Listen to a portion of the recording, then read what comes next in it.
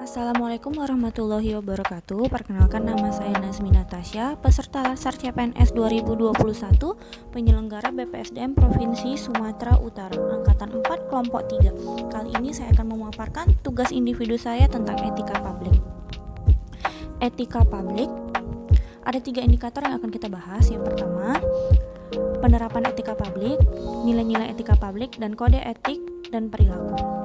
Etika publik adalah etika lebih dipahami sebagai refleksi atas baik atau buruk, benar atau salah yang harus dilakukan, atau bagaimana melakukan yang baik atau yang benar, sedangkan moral mengacu pada kewajiban untuk melakukan yang baik atau apa yang seharusnya dilakukan.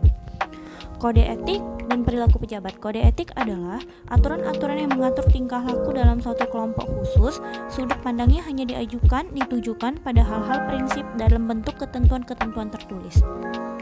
Ada 6 hal yang perlu diperhatikan dalam penerapan kode etik sebagai ASN. Yang pertama, kode etik aparatur sipil negara. Berdasarkan Undang-Undang ASN, ada 12, diantaranya adalah melayani dengan sikap hormat, sopan, dan tanpa tekanan.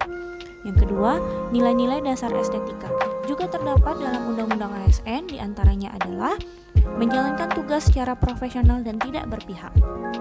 Lingkup etika publik. Ada 3 fokus utama dalam pelayanan publik, yaitu pelayanan publik yang berkualitas dan relevan, sisi-sisi dimensi reflektif. Etika publik berfungsi sebagai bantuan dalam menimbang pilihan sarana kebijakan publik dan alat evaluasi.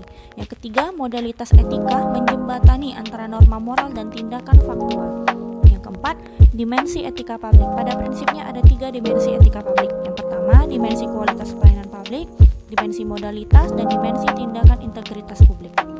Yang kelima, tuntutan etika publik dan kompetensi pelayanan. Pelayanan publik yang profesional membutuhkan kompetensi etika. Tanpa kompetensi etika, pejabat cenderung menjadi tidak peka, tidak peduli, dan diskriminatif.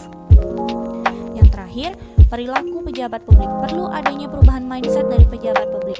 Setidaknya mencakup 3 aspek penting. Yang pertama, berubah dari penguasa menjadi pelayan, merubah dari wewenang menjadi peranan, menyadari bahwa jabatan publik adalah amanah yang harus dipertanggungjawabkan. Nilai-nilai dalam etika publik: jujur, terbuka dan tulus, sopan santun, menjaga informasi bersifat rahasia, bersikap hormat, bertanggung jawab, dan berlaku adil. Dalam menjalankan tugasnya, ASN akan dihadapkan pada kekuasaan, wewenang, dan jabatan. Untuk itu, pejabat perlu memahami hal sebagai berikut. Pentingnya etika dalam pelayanan publik. Dengan rumusan kode etik yang baik diikuti sebagai pedoman bertindak dan berperilaku, para pejabat akan melihat kedudukan mereka sebagai alat dan bukan sebagai tujuan. Penggunaan kekuasaan dan legitimasi. Dari segi moralitas, penggunaan kekuasaan yang terbaik adalah yang memiliki landasan legitimasi etis yang kuat.